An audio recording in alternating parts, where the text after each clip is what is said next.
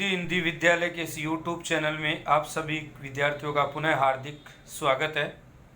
मैं संतोष कुमार आपको वाणिज्य व्यवस्था और संचालन यानी BA पढ़ा रहा हूँ, जिसके अंतर्गत हमारा अध्याय चल रहा है 9वां आंतरिक व्यापार।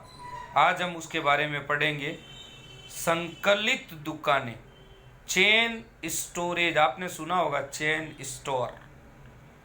संकलित दुकानों में बृहद पैमाने पर फुटकर विक्रय होता है। बड़े पैमाने पर मतलब फुटकर विक्रय होता है। ऐसी दुकानें एक ही मालिक द्वारा अलग अलग स्थानों पर अथवा शहरों में प्रारंभ की जाती है। मैं आपको उदाहरण देता हूँ। M2, आपने दुकान सुना होगा नाम M2 का। वो दुकान आपको लगभग हर एरिया में मिलेगी। एक आपने अपने जो मार्केट के अंतर्गत शिव शक्ति मिष्ठान भंडार है, उसकी शाखाएं आपको प्राय जगह मिलेगी।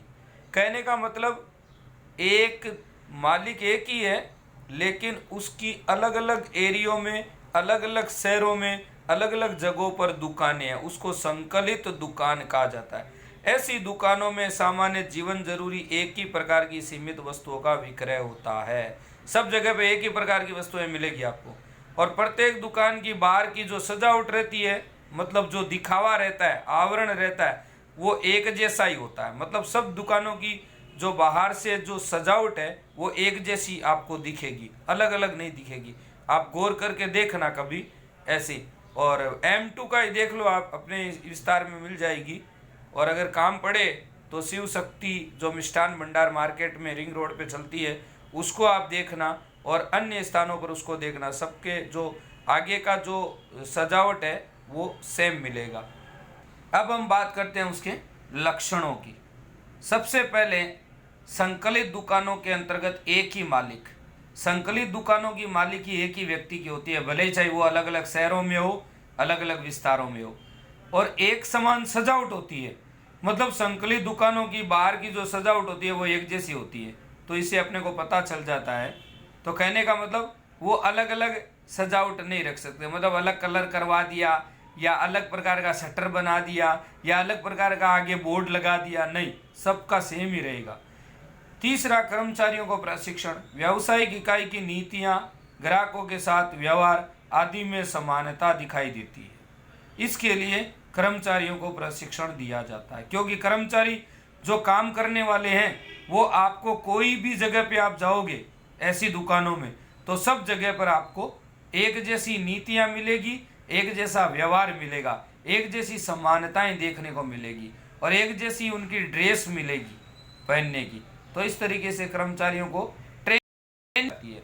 पॉइंट नंबर 4 आता है केंद्रीय संचालन। संकलित दुकानों का संचालन एक ही स्थान से अर्थात मुख्य कार्यालय से होता है। मतलब हेड ऑफिस एक ही जगह होती है, बाकी दुकानें अलग अलग विस्तारों में हो, नगरों में हो, शहरों में हो, गाँवों में हो सकती है। पॉइंट नंबर 5 आता है समान पहचान।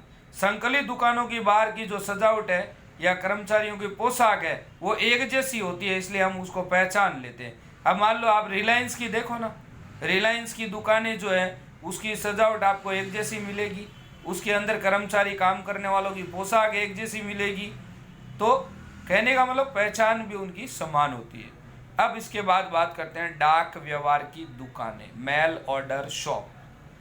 ग्राहकों को उनके पते पर, उनके एड्रेस पर डाक द्वारा सूची पत्र भेजकर उनके पास से ऑर्डर प्राप्त किए जाते हैं। कई बार ऐसा भी है, देखने को मिलता है कि डाक द्वारा जो सूची पत्र भेजा जाता है उससे हम ऑर्डर देते हैं और डाक के माध्यम से वो ऑर्डर प्राप्त करते हैं। उसके बाद वस्तु की सुपुर्दगी भी डाक के माध्यम से की जाती है। डाक द्वारा ही माल बेचते हैं और वस्तु के भुगतान की सुपुर्दगी भी डाक द्वारा ही वसूल की जाती है, जिसे डाक व्यवहार की दुकानें कहते हैं।